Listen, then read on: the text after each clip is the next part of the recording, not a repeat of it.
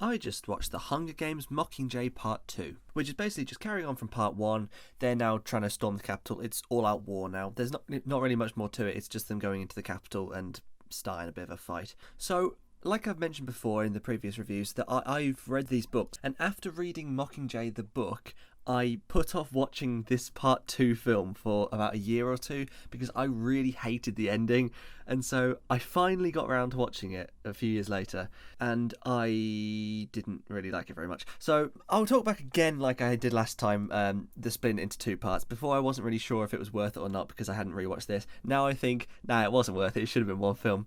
I think the whole trilogy would have definitely be best as a TV show, but a TV show not just straight adapting the books, like being quite original, like in the adding lots of other perspectives, I think would be good. Yeah, just I want to see other viewpoints of this war. I don't want to just see Katniss's perspective, because Katniss's perspective isn't really that good. It's the supporting characters which carry this franchise, and there's loads of really great concepts that they don't explore because Katniss just isn't there. Like it's the stuff in the capital with Peter would be great, but we just don't see it because she's not there.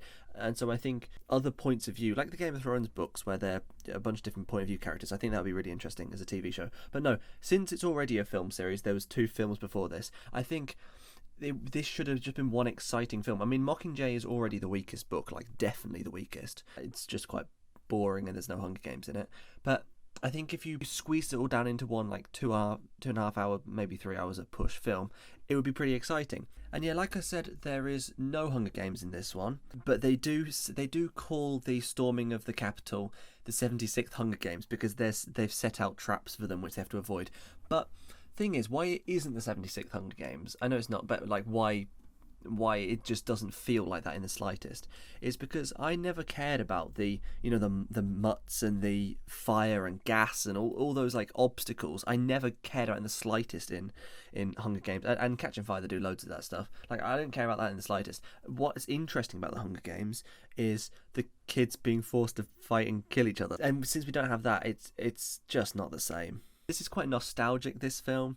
It does all that thing which every franchise does, where in the end they're looking back on all the previous things. Oh, look how far we've come. And there's a bit where Katniss is listing all the kind of events that happened that got to where they are now. And there's a bit where she says Thresh was killed by Cato, and Thresh wasn't killed by Cato. That was just a mistake, and I noticed that straight away. And like in the books that happens, but in the films he gets killed by them stupid CGI dogs, and she should have known that. So that was silly. But no, like I've mentioned in all of them, performances are always great, apart from the main 3. Well, actually, main 2 now, because last 2 films, Josh Hutcherson has done a good job, so fair play. But no, Liam Hemsworth, not really his fault. His character is awful. But no, Jennifer Lawrence is pretty bad in this one too. But everyone else is great. This is Philip Seymour Hoffman's last performance, and he's great in everything, and he's really, really good in this. I think Julianne Moore definitely deserves praise. She was great in the last one too. I don't think I mentioned her.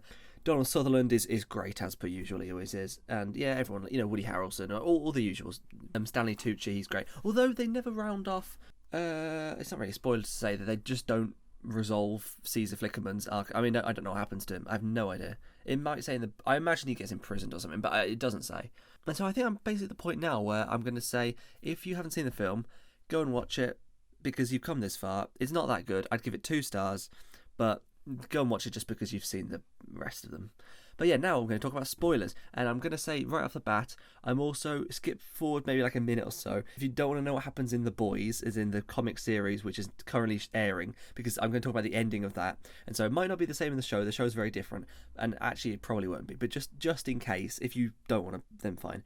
And I'm also going to ruin the ending of Game of Thrones, although I'm pretty sure everyone knows that. So this is very similar to the ending of both those things, in that they pull a last-minute switcheroo of like, oh, it turns out the side which you thought were the protagonists are just as bad, or like pretty much just as bad as the antagonists, and so the final like boss fight is against the leader of the good side, supposedly. And so I think that's an interesting concept, definitely. I thought The Boys did it fantastically with Billy Butcher being the last villain. That was set up perfectly right from the very first issue, and that was so well maybe not the first, but the second or third. And so that was really well done, and it made complete sense. Game of Thrones could have been great, and I think the execution was great in that I think the Bells episode would have been great, but the problem with it is that the previous episodes, it doesn't set it up at all. And so Game of Thrones is a bad example of that. The Boys is a great example of that. I think this is somewhere in between. I think it's more on the good side though, but I think it's different to all the others in that I don't think the payoff was very good. They just, in general, they resolved the whole thing really rushed. Like the pacing of these Mockingjay films is just, we'll go slow as possible, and then the very end, it's like, okay, we're done, finished. That's it. We don't know the repercussions of Katniss killing Coin, or of the districts taking control now, or we don't know what they do. What do they do to all the capital citizens? So what is this new world they've created? We don't know at all. We don't know what happens to Haymitch, we don't know what happens to Effie, we don't know what happens to, like I said, Caesar Flickerman. All we ever see of this new world is, we see it go back to District 12, but it's still just bombed like it was before. That's no different. After the time jump, when it's meant to be this whole new world they've created, we just see like a field or a hill or whatever, and Peter and Katniss and their kids. Which, speaking of that epilogue, I think it's terrible. I think that is not the ending of Katniss's character. I feel like it's not like the 19 years later with Harry Potter, where it makes sense as the ending. I mean, I still think it's very on the nose, that ending, and I think it's a bit, but for like kind of books for that age range, that's just what you do. You do a very cliche ending. I kind of wish they didn't, but it's just what people do.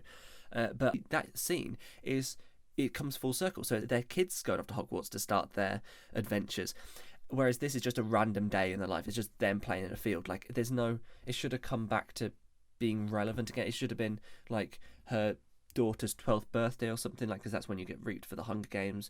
Or have them they have to go to the capital for some reason, and you get to see, I don't know, but it doesn't seem like the end of her arc. Watching that scene, it doesn't feel like I'm watching Katniss Everdeen.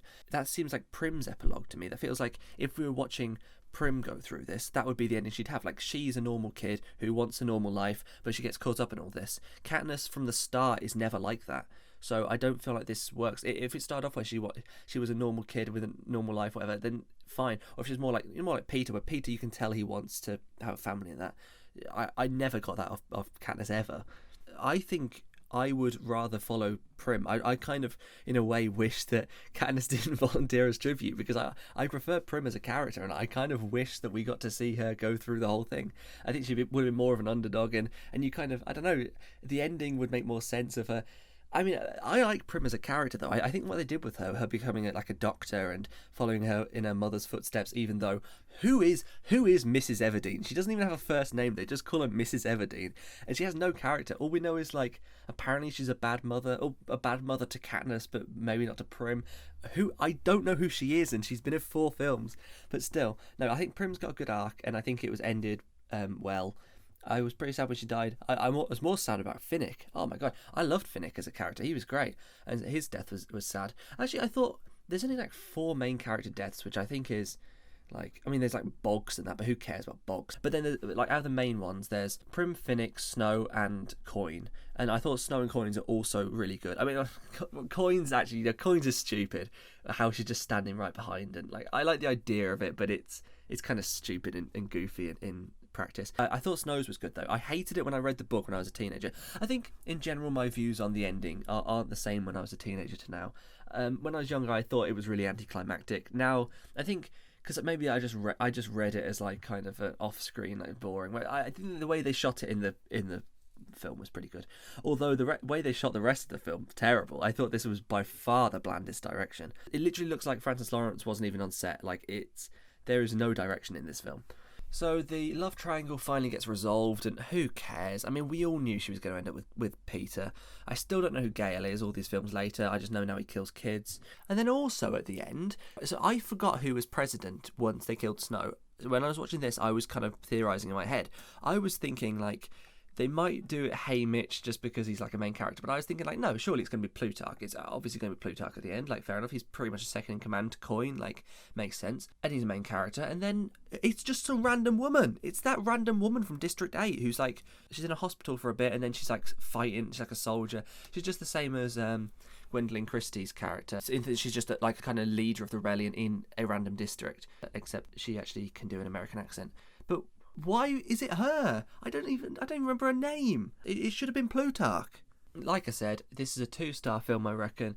I just think it's such an anticlimax. You got 2 really great films, and then you got these 2 just slow, boring. Like, even if they were one film which was a proper blockbuster, or like it's loads of stuff happening, it's exciting, it would still be worse. I just find this film really boring. I don't care about their little mission into the capital. It doesn't even make sense. Like, why are they going in there? it's not a war. We don't even see a war happening. Like, it's all off screen. I just think, yeah, it's a shame about the Hunger Games, because I think the first film is really good.